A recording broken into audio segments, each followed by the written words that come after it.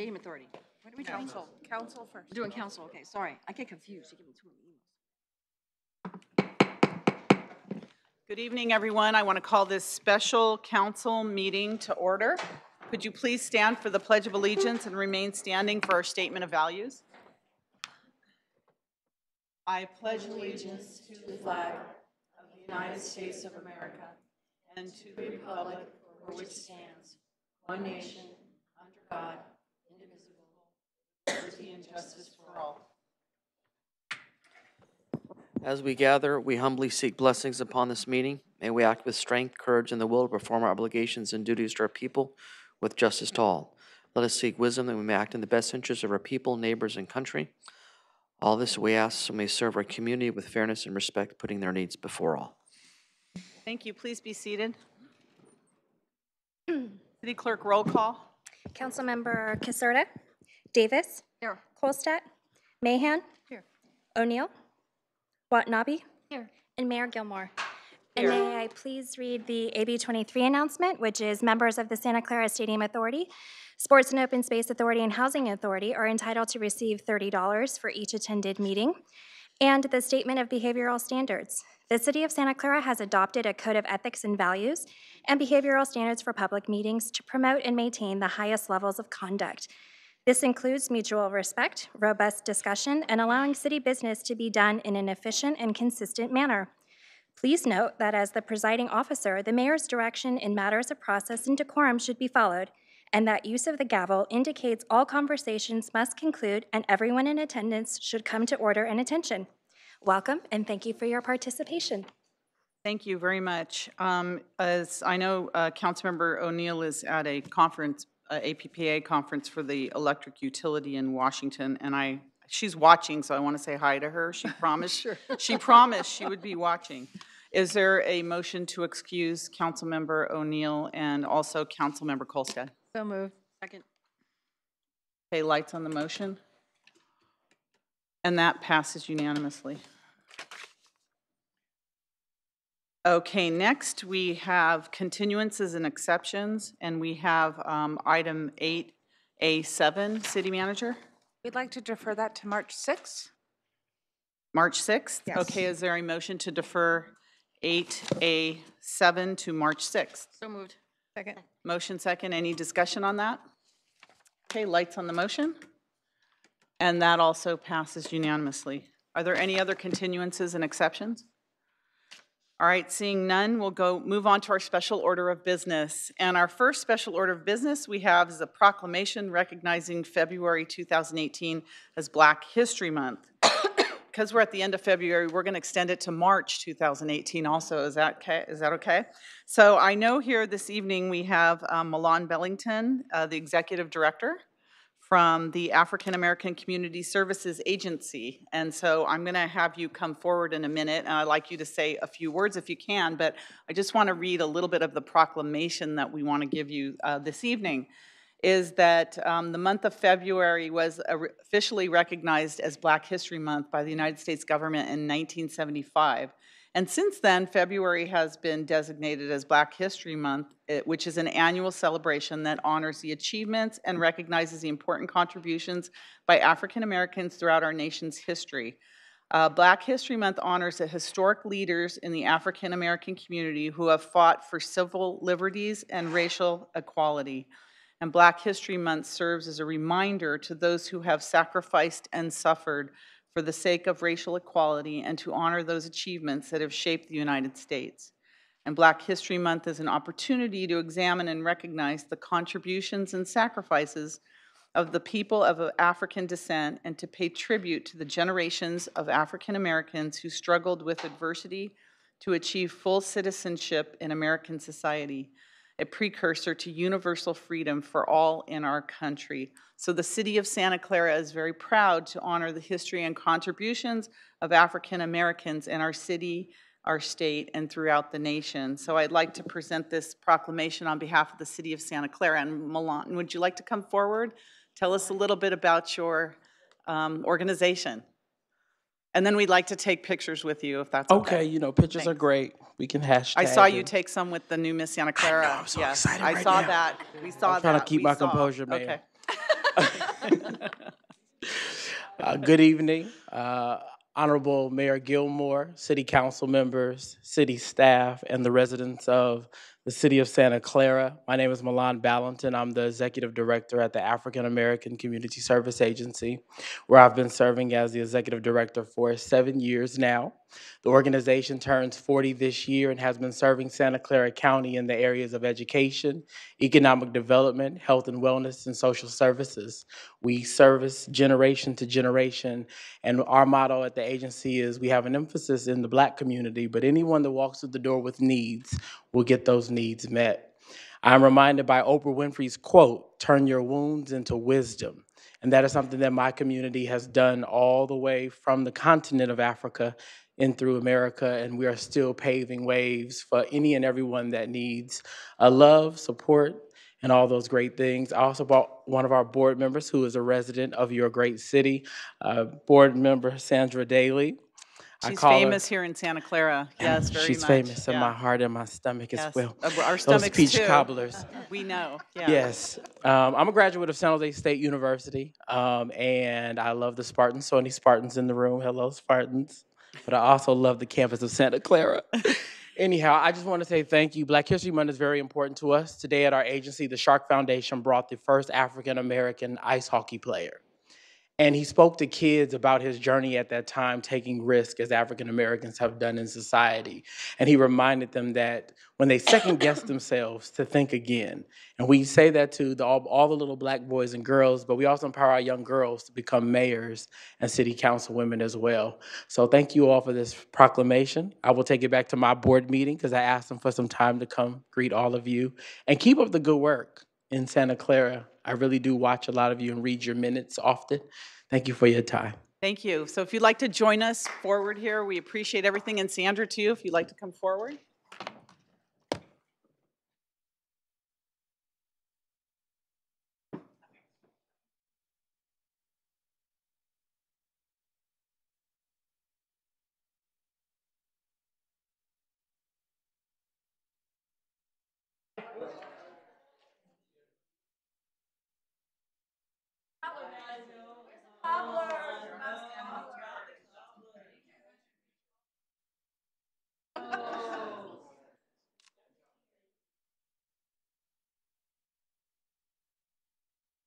Ready?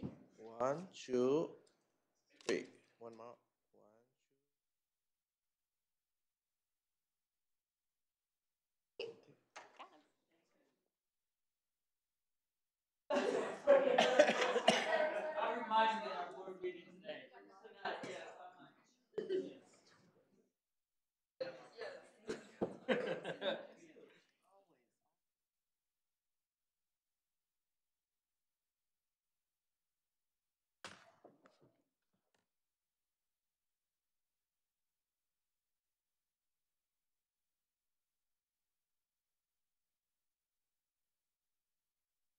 Okay, so next we have recognition of our recent Miss Santa Clara title holders. So with us we have Stephanie Quintel. Is she here?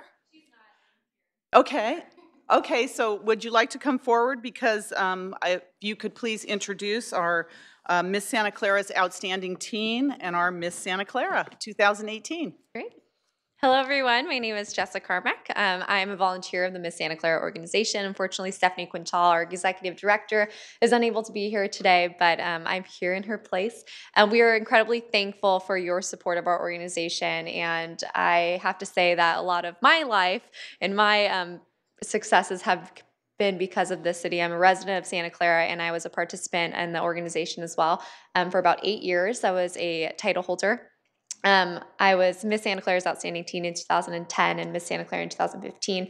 Went on to become Miss California in 2016, and I earned $6,700 in scholarship dollars from the city of Santa Clara, which I then used in my higher education. So thank you so much for your continued support. We are one of the organizations in this state that receives the most scholarship from their city, and it's because of our supportive city that we get to brag about that when we go to Miss California every June. I believe we are the second local organization that gives the most scholarship money out. So I'm here to introduce your new title holders who are crowned in early January, we have Miss Santa Clara's Outstanding Teen, Natalie D'Souza, and Miss Santa Clara, Taylor Yamani. So Natalie, you want to give it a little introduction? And you can tell us maybe who your grandmother is. We kind of want to know that. Okay. Good evening, Honorable Mayor and members of the council. I am Natalie D'Souza, and I am Miss Santa Clara's Outstanding Teen 2018. A little bit about me is that I'm a 16-year-old junior at Santa Clara High School, and I am a dancer through the Community Recreation Center, and I'm also an assistant dance teacher there. So I'm always involved with the city, and I'm always at city events dancing and working with the kids that I work with. And that leads to my passion of wanting to be a teacher. And just this year, I earned $1,100 in scholarship for winning Miss Santa Clara's Outstanding Teen. And overall, between the 4 years I've competed, I have earned $2,450 that are all going towards my education to want to be a teacher when I grow older. I also have some family that works for the city, like my grandmother, Bernadette D'Souza, who is here. Bernie D'Souza, have we heard of her before? No, we don't know who she is. Who is she? And I'm very grateful for all of your support and for your donation to our organization. It's really important to me and all the girls that compete because I started as a princess in this program 10 years ago, and now I'm Miss Santa Clara's Outstanding Teen, and having this scholarship is really important to achieving my higher education. So thank you so much. Thank you and congratulations. Thank you. Very much.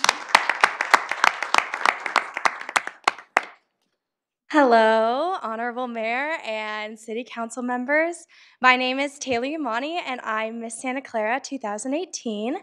I am 19 years old, and I'm a sophomore at Santa Clara University, go Broncos, and I'm majoring in mechanical engineering with a potential minor in music and aerospace. So, it's a weird mixture, I know. My platform as Miss Santa Clara is called Full Steam Ahead, where STEAM stands for science, technology, engineering, arts, and mathematics.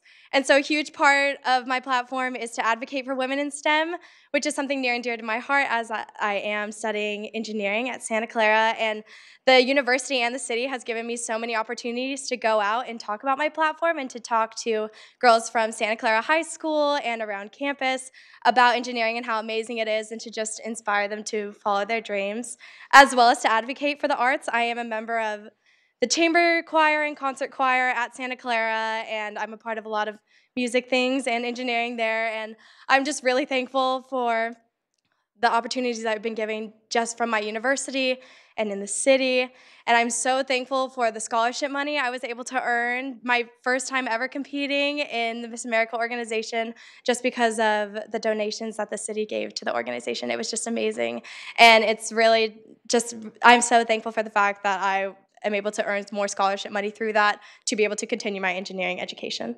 So thank you, all of you, so much again. Well, thank you. We're very proud to have both of you as title holders in our city, and you're both an inspiration to all of us too, and all the young people out there. So thank you for doing what you're doing. Would you please pose for a picture with us?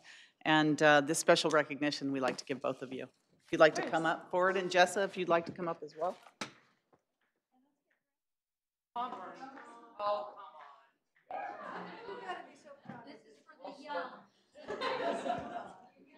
Again, let's see if they could do it.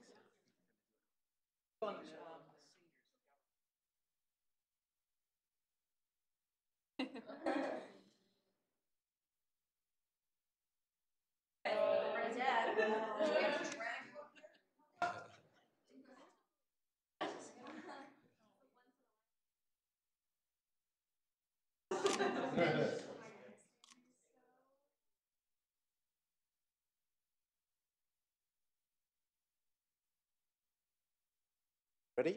In 3, 2, 1. 5.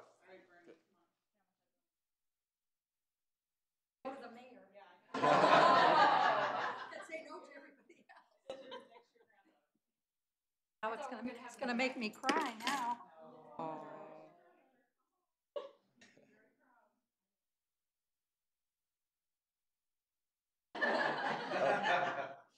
Okay, ready? In 3, 2, 1. Perfect. Thank you.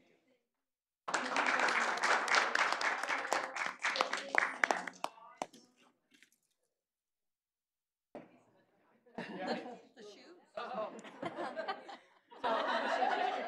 mother's side is pretty tall. Yeah. And then Frankie is taller than I am.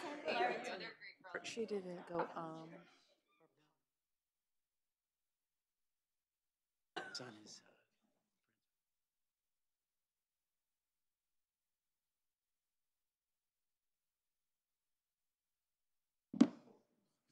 Okay, our fun continues. We have the Cultural Commission presentation of upcoming events for March and April 2018, and we have Javier from our Cultural Commission. Welcome. Thank you. Hello, everyone. Good evening.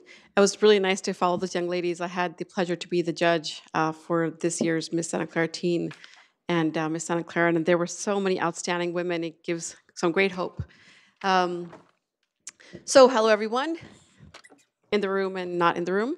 As we give you monthly updates, we will start with, do I have the slide?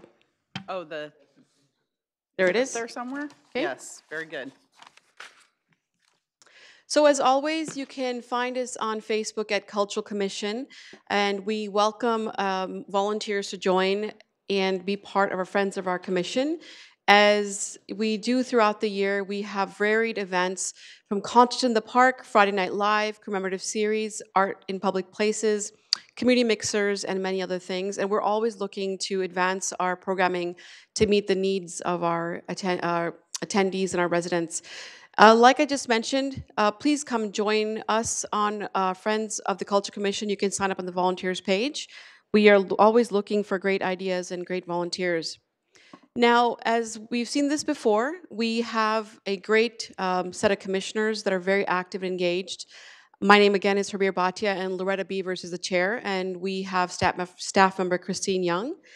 This month is February, as you mentioned earlier, is Black History Month.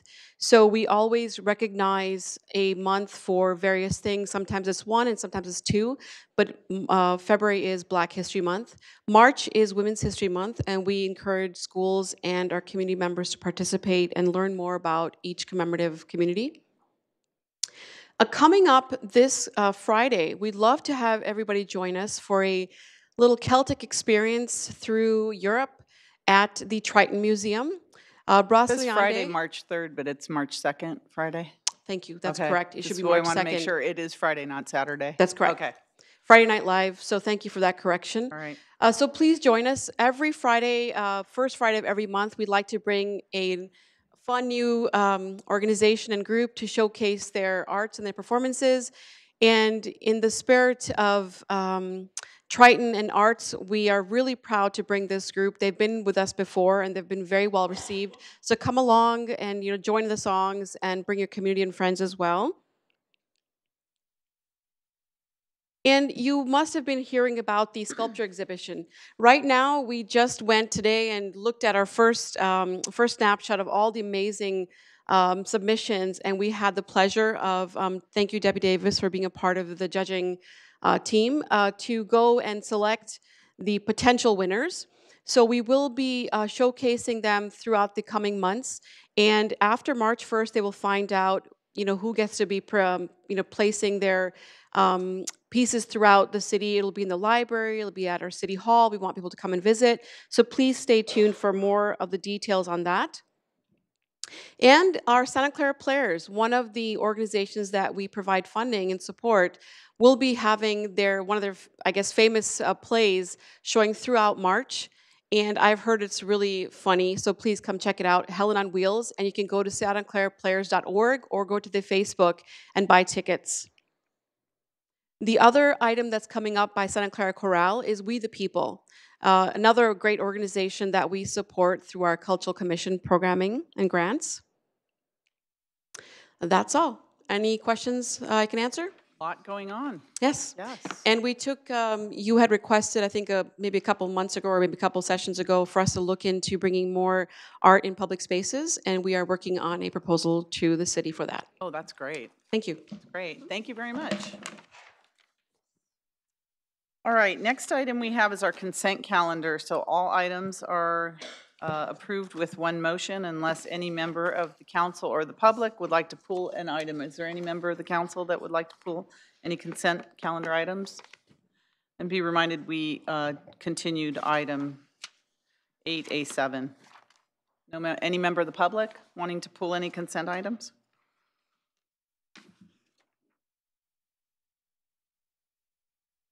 I just have a general question about the bills, if that gets pulled into that, or is that done separately? I'm forgetting today. It's bills and claim progress payments. Did you want to pull that? I just have a general question about the bills and claims. There are a number of stadium-related items that are in those bills, and there's no notation whatsoever that those are being cross-billed back out to the stadium authority or to the stadium itself. And I could pull them as items, or if I could get a generalized understanding of how those things are done, I would save everyone the pain and misery of going through item by item. If I could get a generalized answer, please. Okay. Thank you. Thank you. Could I get a generalized answer so we could take this all in one motion? Angie, Finance Director.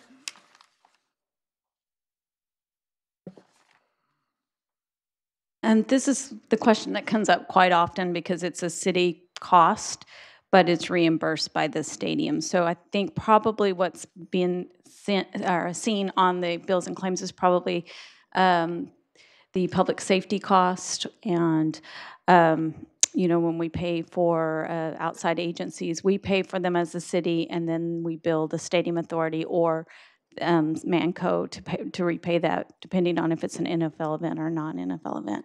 Maybe we can look at, and sometime in the future, putting some kind of notation that it will be reimbursed by the stadium authority, so that it's clear to the public that the general fund is not paying We for could these put a items. note even on that on the staff report. Any items mentioned as the stadium authority are paid. You know, now that we're doing a more thorough staff report, we'll add that. Specific items. Thank you. All right. So there's a motion to approve the consent calendar and a second. Lights on the motion, and that passes unanimously. Thank you.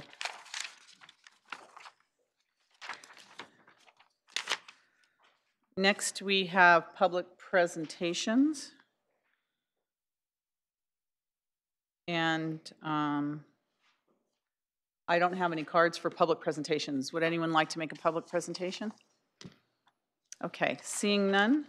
Consent items pulled for discussion. We don't have any. Oh, did you have a public presentation? Yes, please. Okay. There's an ongoing discussion about the city clerk's position, and I still do not agree that you're doing the right thing by not declaring a vacancy, but I'm taking that to a higher God, per se.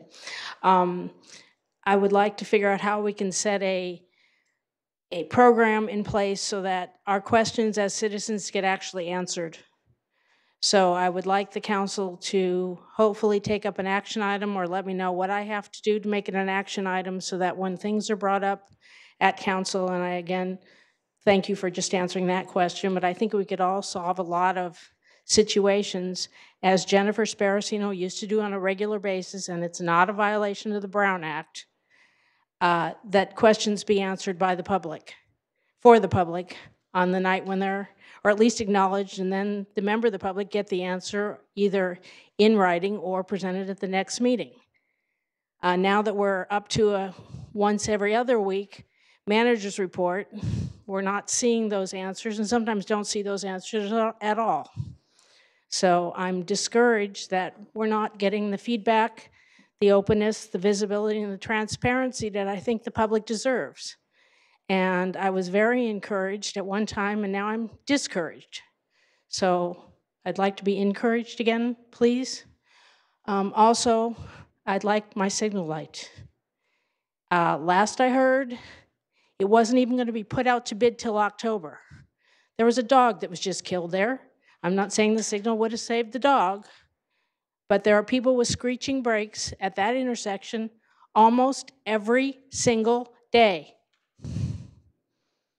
What does it take to make a health and safety issue a priority, especially when the funds have been approved and the project's been approved?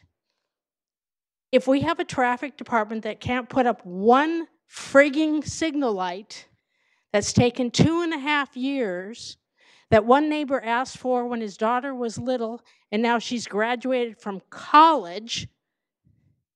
You all should be ashamed of yourself. And whoever's in that department should be tarred and feathered. What does it take to expedite it? And when I keep hearing October, that's when the bid's going to be awarded. Do you not care if people are killed? Is safety not important? What does it take? What does it take to get an answer? I finally got the layout of the timing.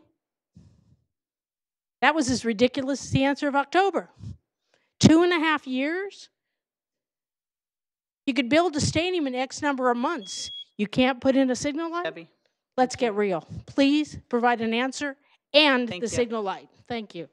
Maybe City Manager, you can put that in your next report again. I think we still put this, talk about the signal light on Fern Ridge and Cronin. Thank you. Get an update on that. All right, any other public presentations? Seeing none, no consent items pulled. Any unfinished business? Council? No? No unfinished business. Reports for action? Seeing none. Stadium Authority items. We're having a Stadium Authority meeting, correct? That's just the appearance of that on this one is simply the fact that it's a city council agenda, and that's just a standard heading there. But that we'll once we adjourn this meeting, we'll convene the regular meeting of the Stadium Authority. Okay. Reports of members and special committees. Anyone? City Manager, Executive Director report. Nothing to report out. Okay. Actions taken in closed session. We didn't have any. So is there a motion to adjourn to March 6th? Tuesday, March 6th. Yes. I asked at the last meeting for an expansion of the information on the stadium report where you showed a date of people attending meetings, and I asked for it to be expanded of who attended those meetings.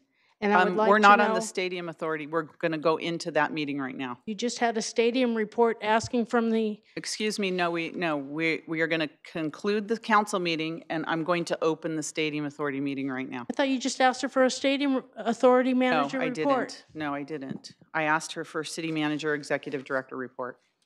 All right, so there's a motion to adjourn and a second? Yes. All right, lights on the motion, and that passes unanimously. Council meeting is adjourned. All right. I'm going to call the Stadium Authority meeting to order. We had 3 meetings in one night. Roll call. City Authority Clerk. Board Member Caserta. Davis. Here. Kolstadt. Mahan. O'Neill. Watanabe. And Chairperson Gilmore. Here. And may I just state for the record, Yes, AB please. 23 announcement, members of the Stadium Authority are entitled to receive $30 for each attended meeting. All right, thank you very much. Is there a motion to excuse Authority Member O'Neill and Kolstad? Motion second. Lights on the motion. And that passes unanimously. Continuances and exceptions. Oh, approval of the minutes, January 30th, 2018. Motion to approve. Motion to approve, and there's a second. Lights on the motion, and that passes unanimously. Continuances and exceptions. I don't see any. Public presentations. Any cards? No? Please come forward for public presentations. Sorry, I apologize. I thought you were on Stadium Authority, and I get confused when we've got gazillions of meetings in one night, and everybody gets paid $30 whether they're here or not, or still in Washington. I would like to know, I had asked last time for an expansion on a report that the city manager, executive director, whatever title is this, that Deanna Santana had presented. I'll use names, it's easier. To expand upon who attended those meetings, and there was I was left with the impression that that information was going to be provided, and I haven't seen that information. I was wondering when I might see that information on that report, and if it will be a regular information that will be provided with that expanded information of who attended those meetings and the purpose of those meetings.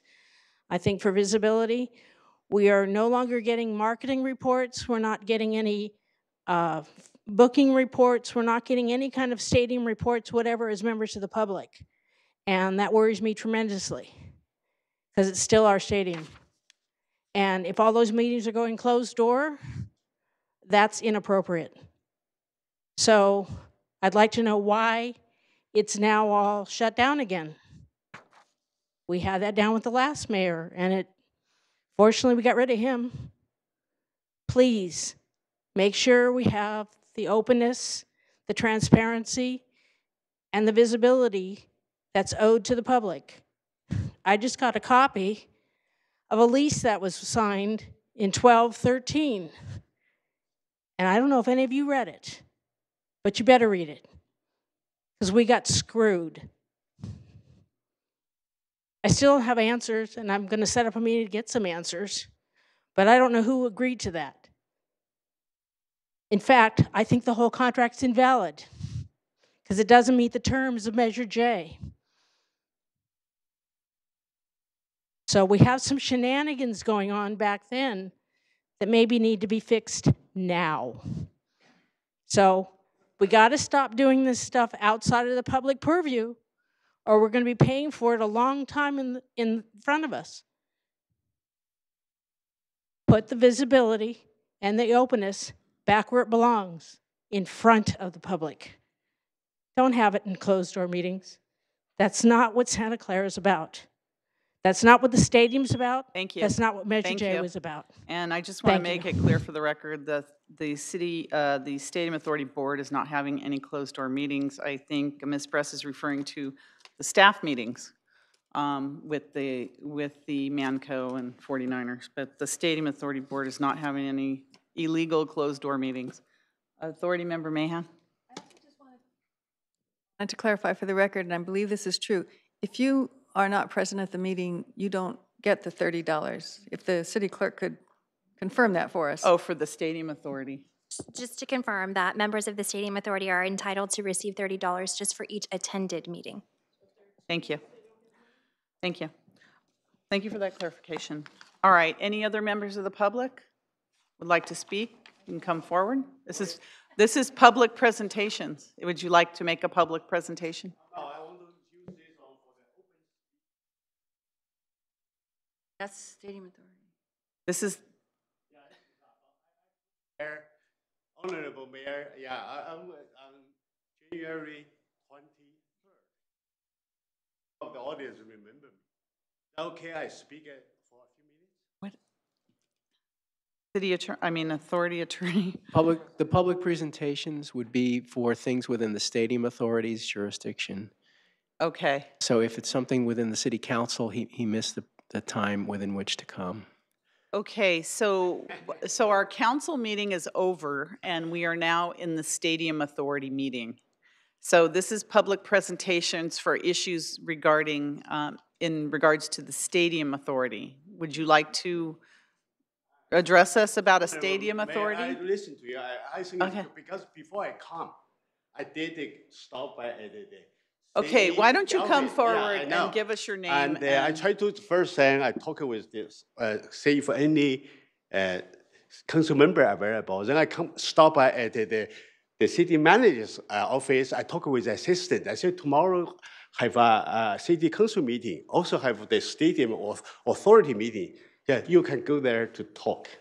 But today I have another co-worker. That's why we come late. So I have my co-worker. Can you come here? 3 minutes.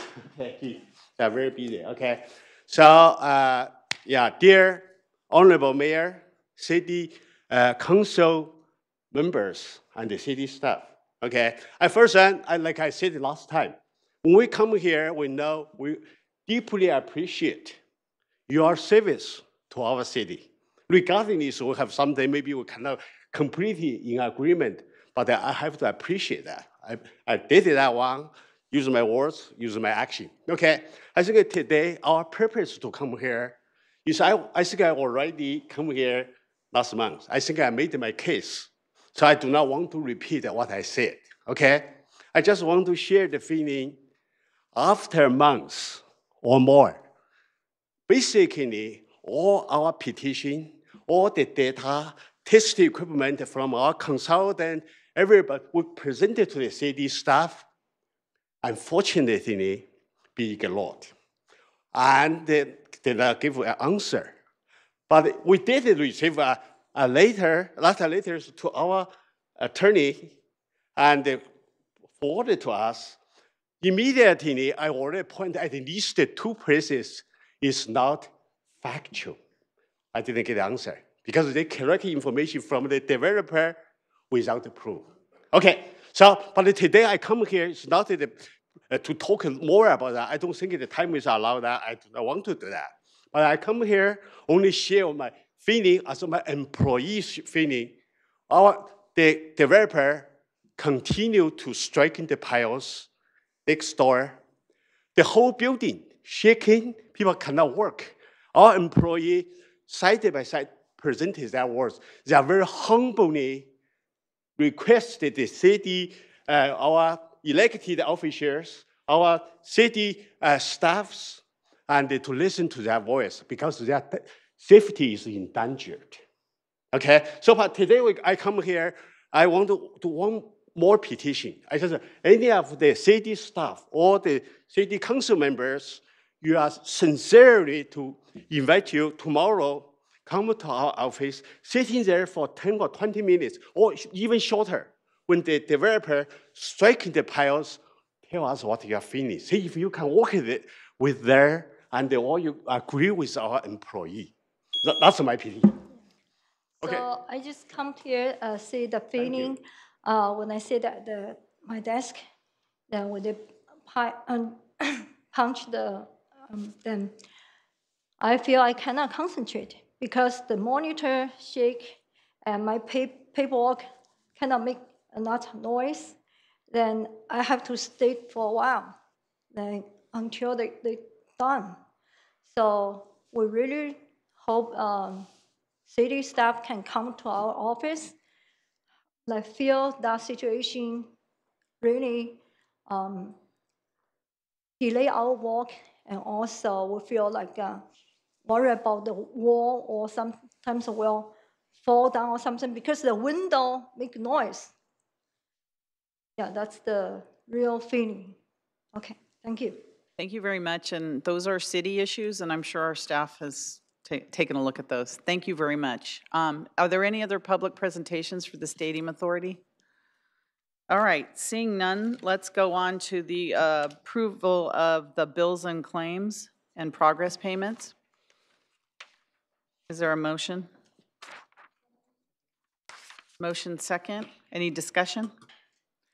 Lights on the motion? And that passes unanimously.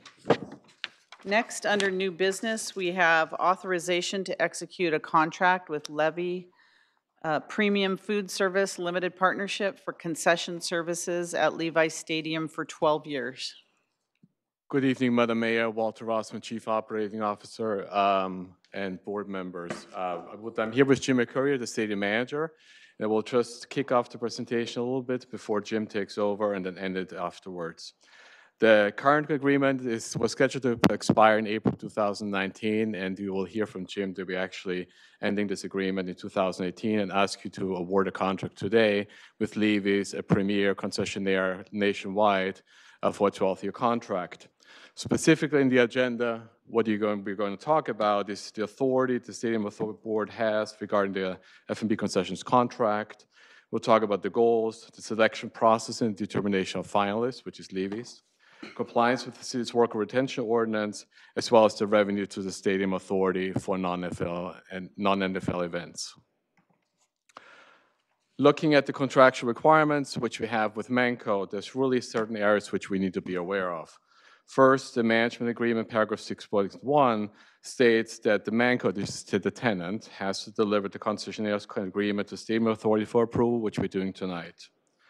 And this approval shall not reasonably be withheld, provided that, and there's two factors in there, that the Stadium Authority shall have no right to review the agreement regarding NFL events and regarding the exclusive concession agreement rights which the tenant has, as well as ensuring that the affidavit for compliance for ethical requirements is signed by the contractor, which the contractor has done in the attached contract to the staff report. Secondly, the amended and restated stadium lease agreement really prescribes the selection process, which we have to go through. Part of that, the Stadium Authority needs to be informed with updates on the selection process throughout the selection process, which we believe has happened. We are more aware of those parts of the process which happened starting October, November last year. This was prior to, but the selection process actually started, as Jim will talk about, in August 2017 and September 2017. There was a letter which was sent to the Stadium Authority Executive Director regarding the selection process, but there may be some interaction which we can't confirm. Receives input throughout the selection process, which happened starting October, November 2017, and that the Stadium Authority shall be entitled to participate in the determination of criteria and to attend and participate in all meetings and negotiations. I reviewed the RFP. I was part of the selection process. I reviewed the RFP. The RFP itself and the requirements, criteria will be typical what you have for a concessionaire's agreement. With that, I want to turn it over to Jim. Thank you. Good evening. Good evening, everybody. Jim Mercurio, Vice President, Stadium Operations and General Manager of Levi Stadium. I thought what I do is I kind of go over the goals and the kind of process of the food and beverage concessions RFP. It started with some of the satisfaction reports and some of the data that we were receiving. We kind of tracked back from when we opened. What you see here is a little bit of a kind of a downward, I don't want to say spiral, but a trend downwards that wasn't what we were looking for. We had some issues in the past in some of the events, but we wanted to look at ways to increase some of the services that we were providing in the food and beverage. So that was kind of the cause for looking for another RFP. Plus, it was a 5-year contract, so it was part of that process. We centered around looking for what was to be best in class for customer service and food and beverage experiences, looking at some of the different approaches, specifically data-driven, looking at operational local partnerships.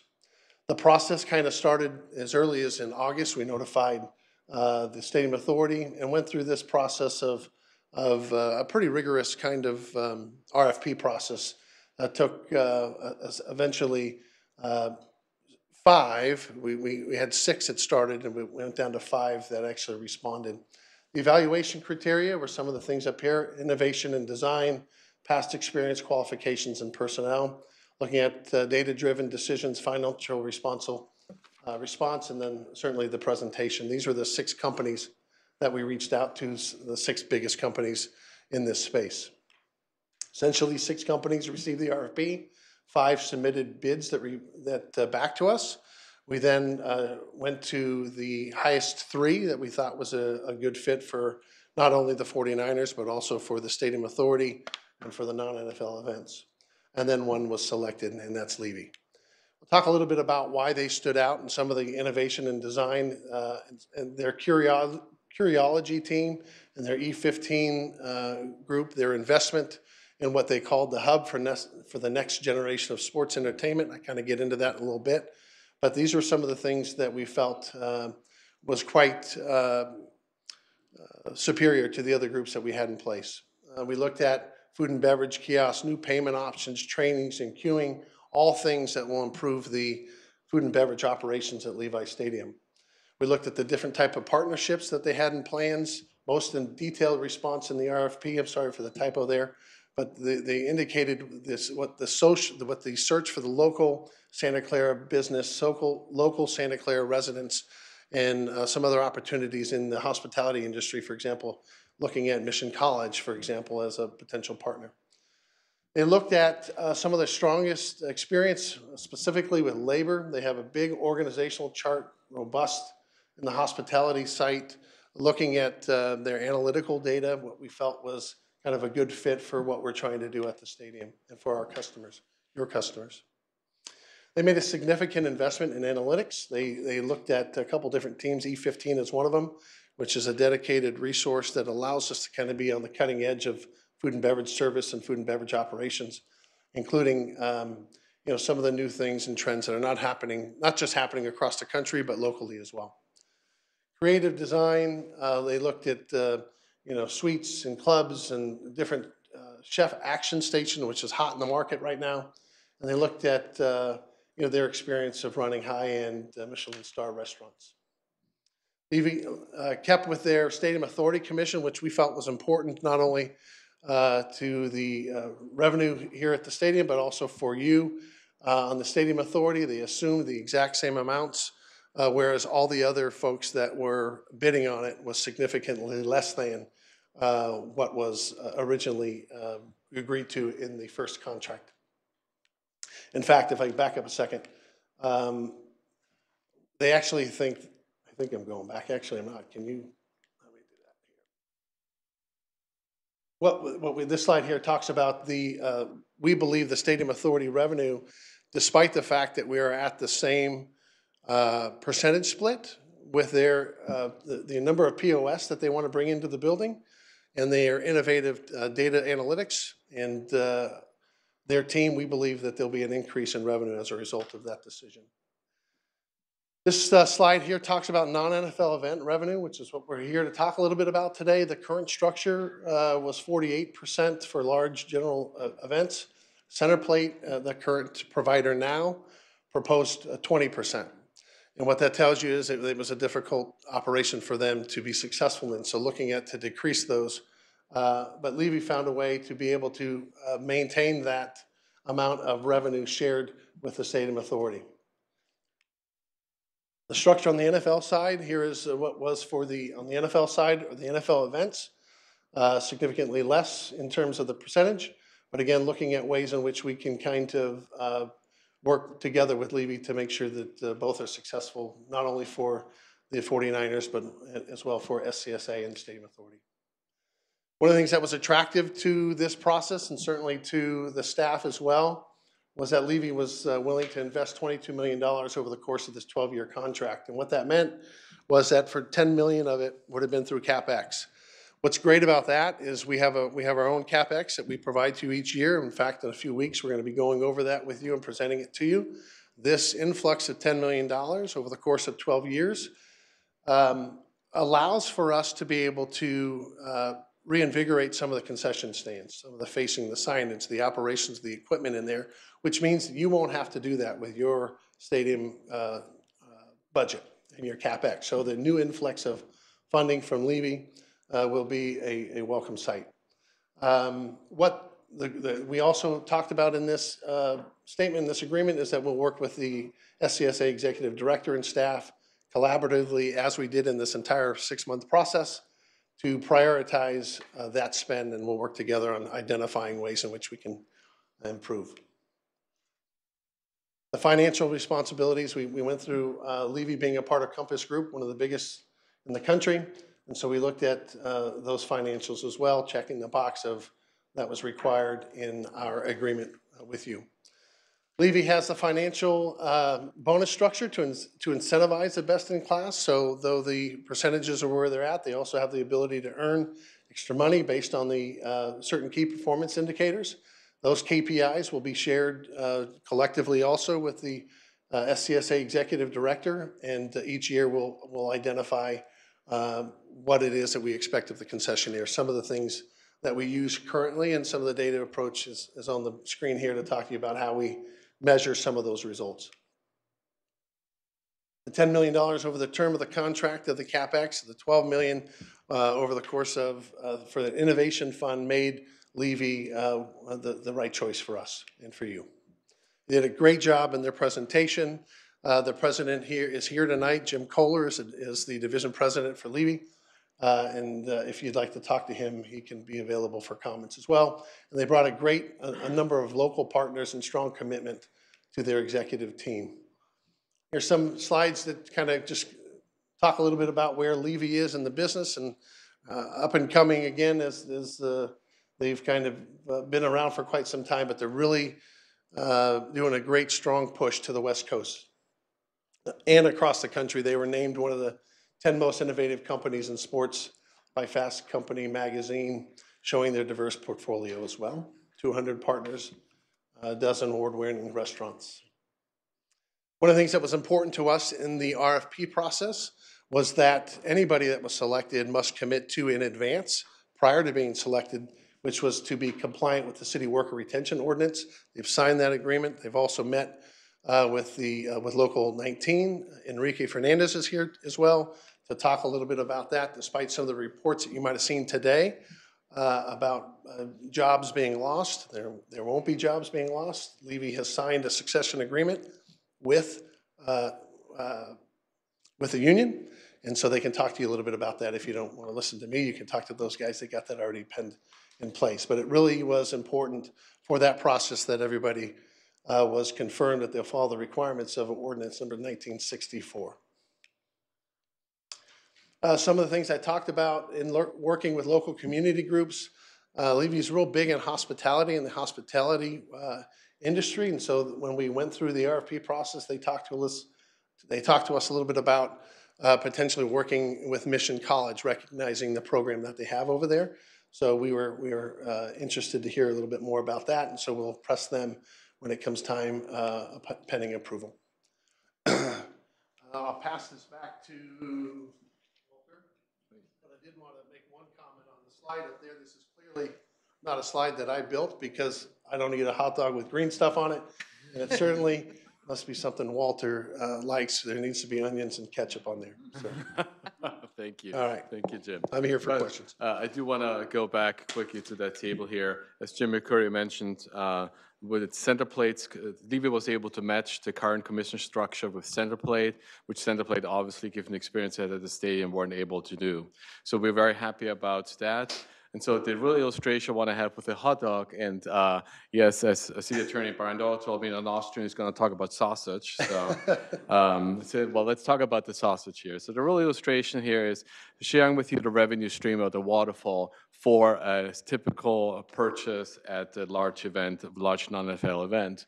The first 40% is commission, which the same authority receives. 52% will stay as the cost for the hot dog, of making it, and obviously of delivering it to a customer.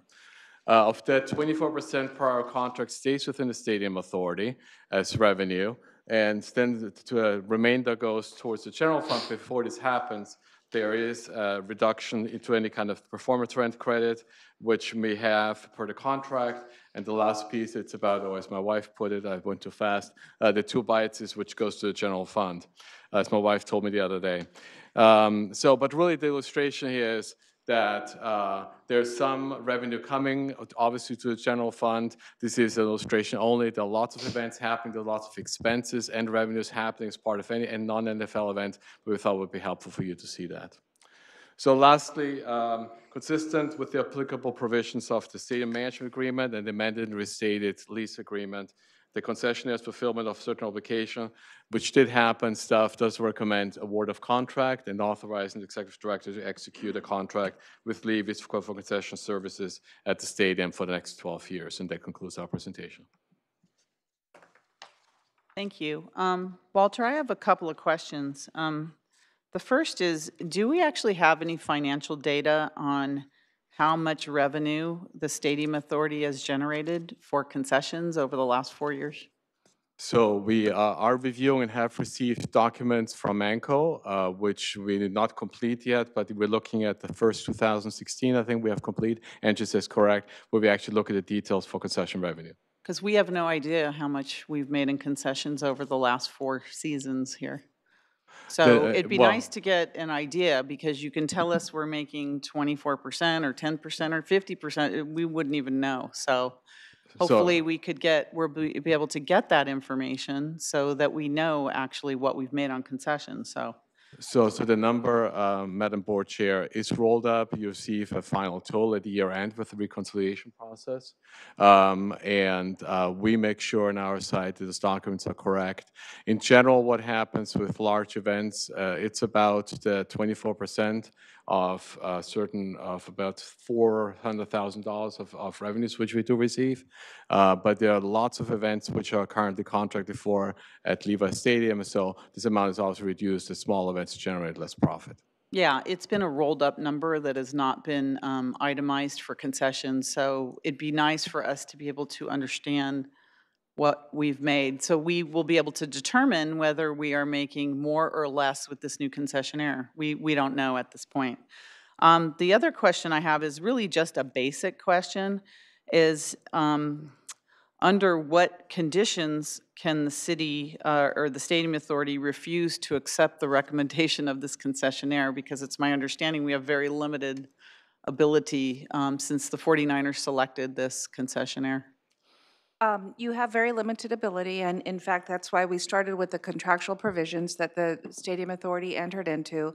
And I just want to note that the Stadium Authority was appropriately noticed on the part of beginning of the RFP. The Stadium Authority staff, Walter, began to participate in November, and we have participated along the way up into this report writing and making the recommendation. So we can go through the contract provisions around what your authorities are, but that's why we started in that area. No, I understand that. You are I limited. just, that we are very limited is really the answer. Because one of the things I would have a little concern with is a 12-year contract, because we heard many of these same glowing recommendations for Centerplate when they first came to us, and they only lasted 4 years. So this is a 12-year contract, and as far as I can see, I don't see any specific performance evaluations. If they're not performing in that 12-year period, my assumption is they'd have to be bought out like Centerplate is, and who does that? Because it's such a long-term contract. What if it doesn't work out? What are the provisions, and do we have any sort of authority on that? Stadium Authority attorney. I just reviewed the termination provisions, and there is a provision in there for termination for failure to meet performance goals, and it'd be a provision I'd love to have in our management agreement with the 49ers, but agreed. But here we do Yeah. have the ability Well, that's to terminate good. for not. I'm not saying they're not going to do a good job. We hope Right. that they do, and we trust that they're going to do a good job. But in the event that they don't, since the last one only lasted 4 years. Right. Now this one does have a termination for non-performance provision in it. Okay, that's great. And I then think the it's last. also important to ask for Jim to speak a little bit around the structure of the agreement with respect to performance scenarios, and they are motivated by their performance to obtain more revenue. And you may want to comment a little bit. That's exactly right. About how it's structured. There are, so this is one of the agreements, let me start with, it was a 5-year agreement. So 4 years of the 5 years was fulfilled. There are key performance indicators that we'll be working with respect to those performance indicators with the city staff and our SCSA staff. In addition to that, it's changed, the basis has changed from a commission structure and to a P&L structure, which allows us to be able to help control the service quality that you're getting, right? So when you look at having a guarantee to perform,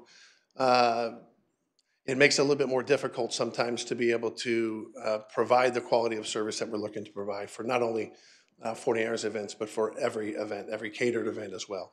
In that termination clause, we do, if they do not, we have the ability to make an adjustment. Okay, that's good. Yeah. And then if we accept this new vendor, can we get a regular report on how many workers were retained and how many were dismissed, and if they were dismissed for what reasons? Not individually, but because this is the first Listen, it's option it's for an our optional- worker retention ordinance. It's absolutely required.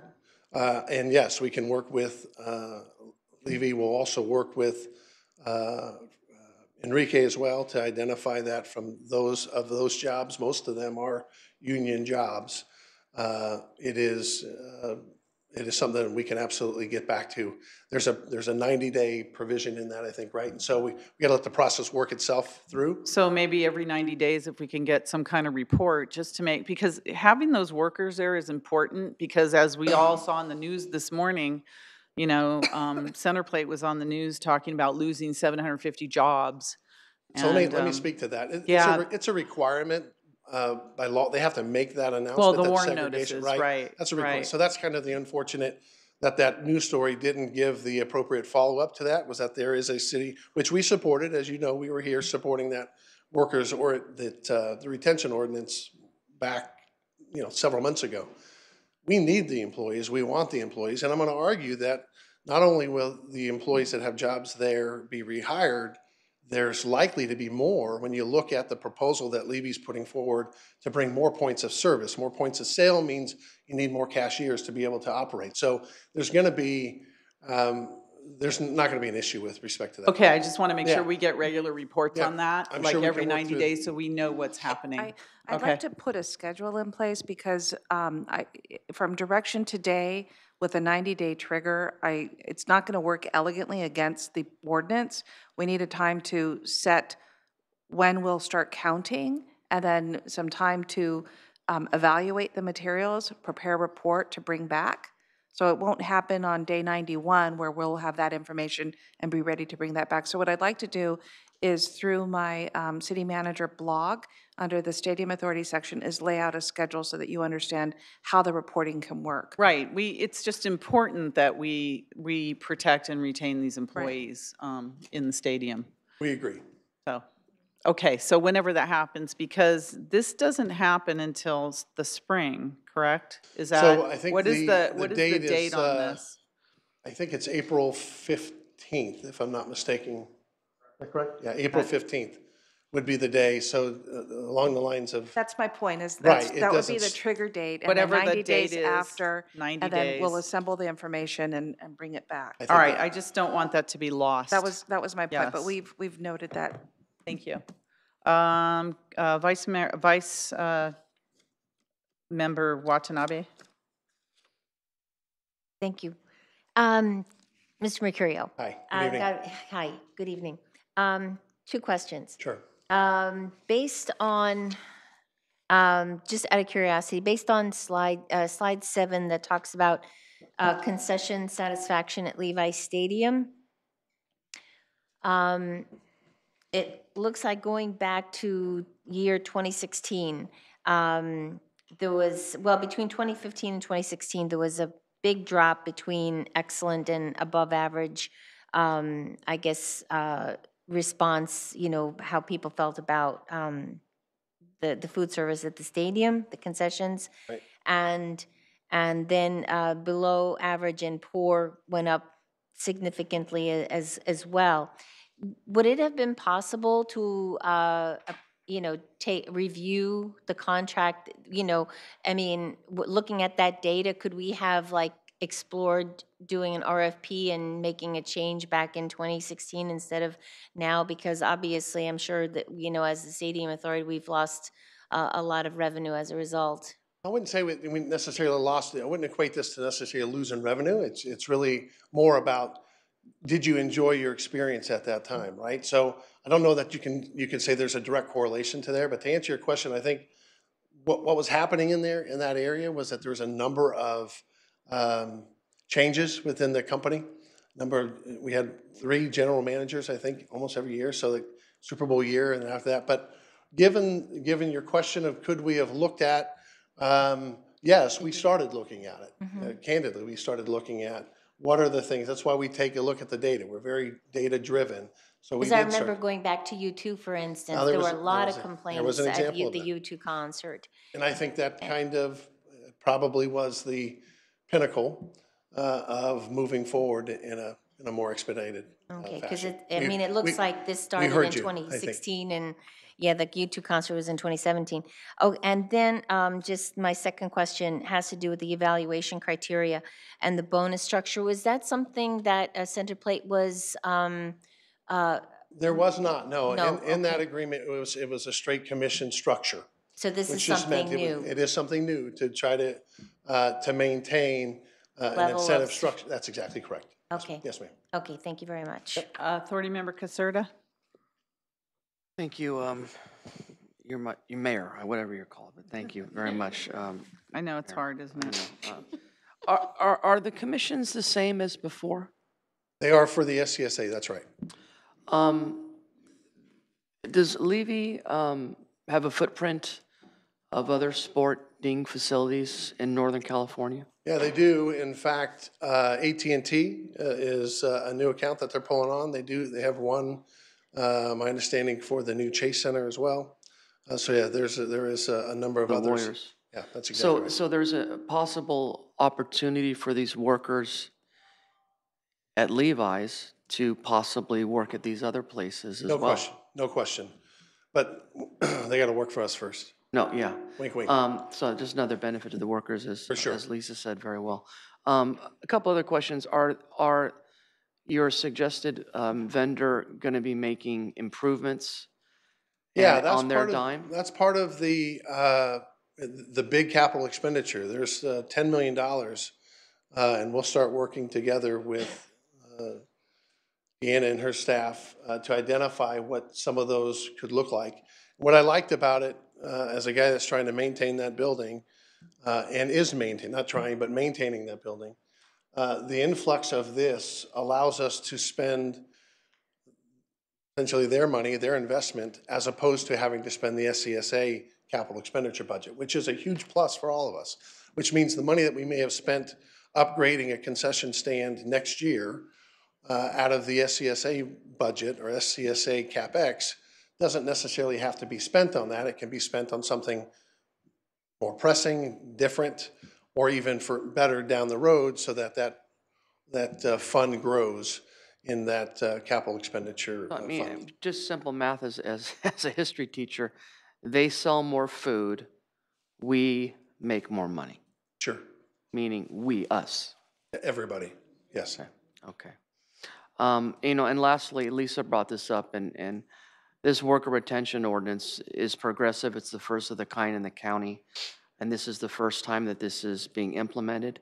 I appreciate you taking your diligence here, but also I really appreciate Lisa's comments, and we want a checklist, and we have high expectations for you on this, and thank you, Enrique, being here as well to give testimony.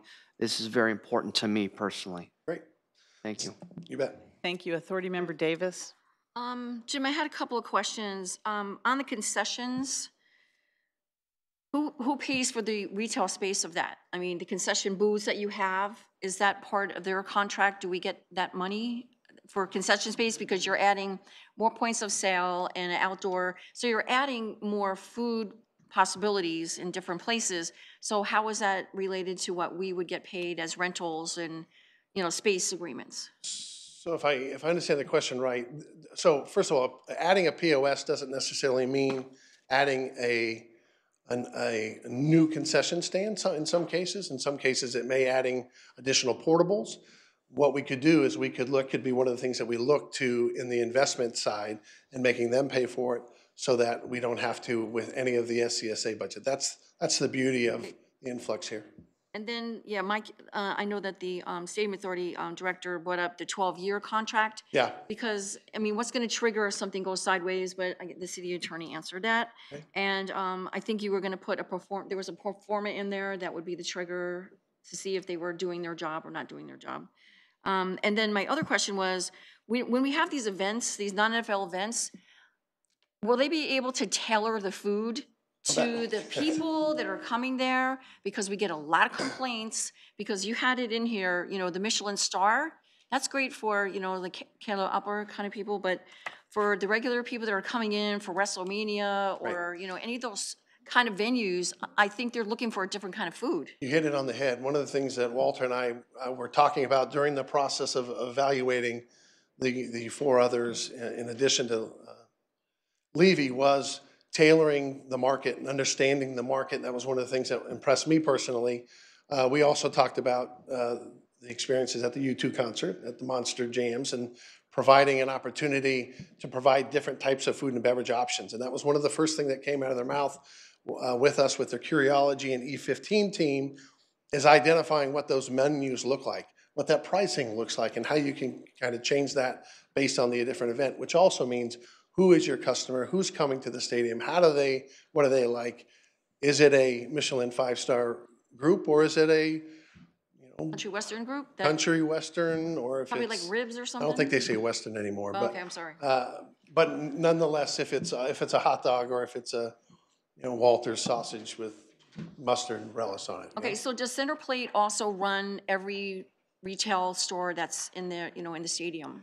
Because I'm not really sure about that. Food and beverage. So what, Okay, so so what we're they- talking about, it's food and beverage. So something that's in the museum, do they run that? Well, there's no food in the There's no food in the museum, No, ma'am. okay. And then we did have that one piece next to Michael Media's that wasn't turned into retail, that we're trying to turn into a community room. That has nothing to do with this food and Nothing beverage to, okay, contract. so Centerplate has their list of what they're supposed to do. So all of Okay, the food and beverage, Okay. this contract is to cover food and beverage, yes. Covers everybody. Okay, thank you.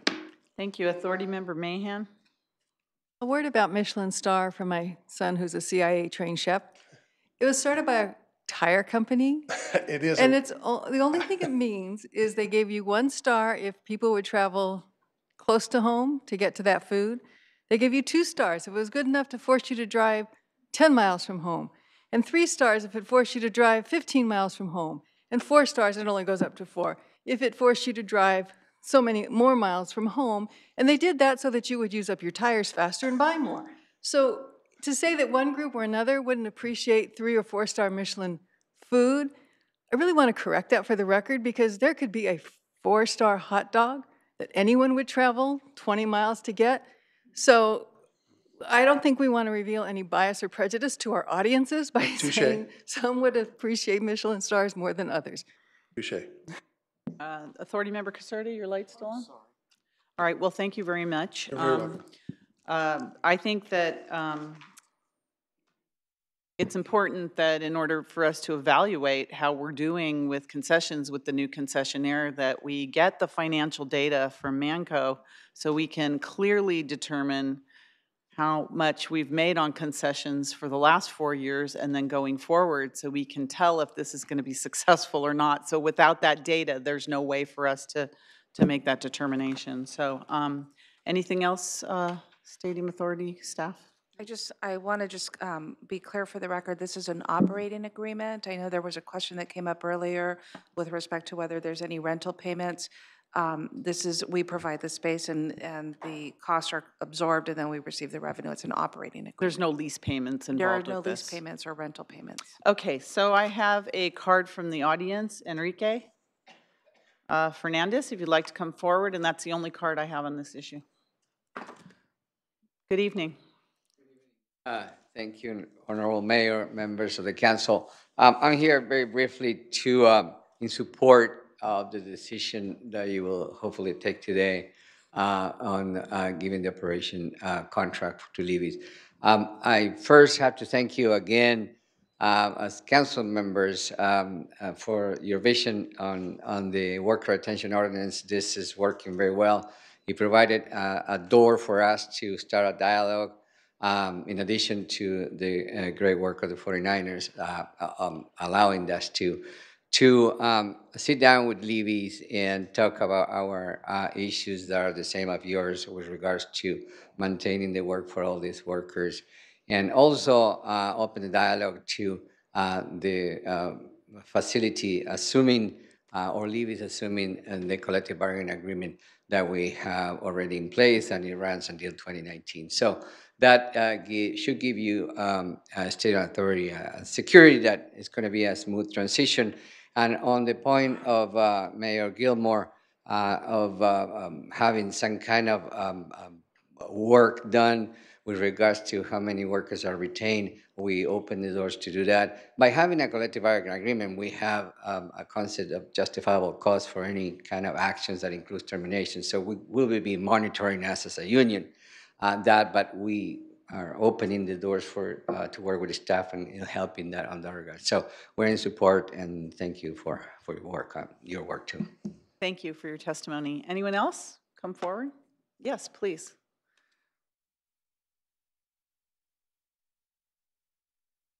Hi there. I wish we spent as much time on the city income as we do on pandering to worker retention. We keep talking about worker retention, but we don't do anything about accounting for what the money is we should be getting to the city. So could we start concentrating on the city's income instead of our future political careers? I think we have to stop and focus on what you're doing here, and that's working for the city of Santa Clara. A 12-year contract is very scary, especially when we had this one fail in 4 years, and we had no visibility to its failing. I hope that there's something in this contract which we didn't really get to see again.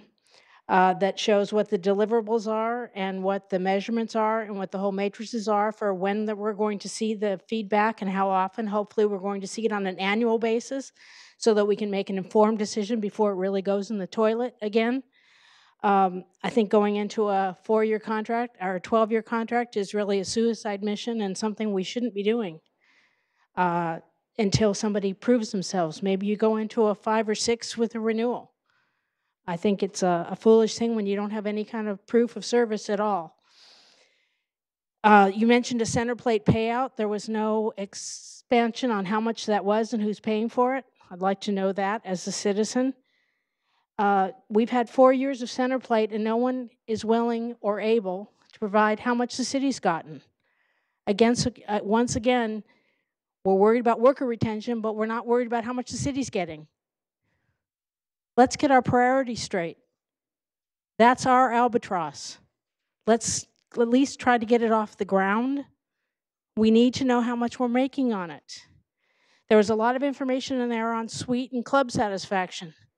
Those aren't ours. We get nothing from them, ever, even if it's under private. And when I didn't say you were having backdoor meetings, I said that the citizens are not informed, and you gave other people more time. Let me continue, Thank you, please. Deb. You gave more people other time.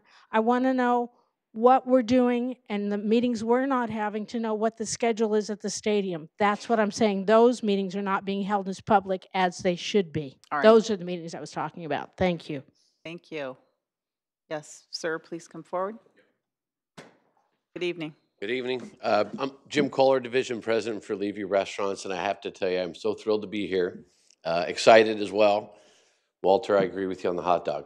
It's got to have mustard on it, but I also agree with Jim. It's got to have onions too. So I just wanted to clarify a few things. Number one, Levy has a large footprint, not only Levy Restaurants, Levy Sports and Entertainment, but Compass Group in general, over 3,000 employees in the general Bay Area, a number of union contracts stretching from Local 2 to 2850 and Local 19 here. So we strongly believe in the worker retention policy and looking forward to not only retaining the incumbent employees, but as Jim mentioned earlier, growing that base. Want to clarify a couple other things so we make sure what we're talking about in terms of the revenue growth.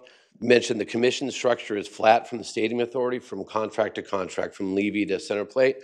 But how we're going to grow revenues is by these added POS, and what that really means is extra cashiers, potentially extra outlets, and new restaurant concepts, which would be funded from a capital perspective by Levy's investment. And just a couple other things to mention in Mission College. We're really looking forward to working with the community, not only in Mission College, but really growing the culture in the Bay Area from a food service perspective and innovation and technology perspective, training new, younger generations of food service workers and community involvement as well. So appreciate any comments or questions you have. Thank you and welcome to Santa Clara. And I know we talked about using Mission College and their hospitality services back when we were campaigning for the stadium. So if you could actually contact them and partner with them, we'd really be grateful for that. Because Absolutely. They're our community college and you sound like you're really seriously interested in working with them. So Absolutely. Myself personally, I used to oversee the Education Foundation in Nevada, and that was a pro start. So I have a lot of experience, and my team is indebted to that. All right. Well, very good. Looking forward to Mayor, it. Welcome. Mayor, could I just share something? Yes. Thank you. I just want to throw out there that Wilcox High School also has a hospitality program. Awesome. And so I think, yeah, they probably would like to Perfect. spend And some time with that's you too. another great avenue for the Pro Start program as well. Okay, And maybe you can just let us know if you're in contact with them so we know it actually happens. Absolutely follow up. Okay, thank you. Appreciate it. Thank you. All right, anyone else? Any other member of the public? Okay, seeing none. Authority staff, do you have any closing comments?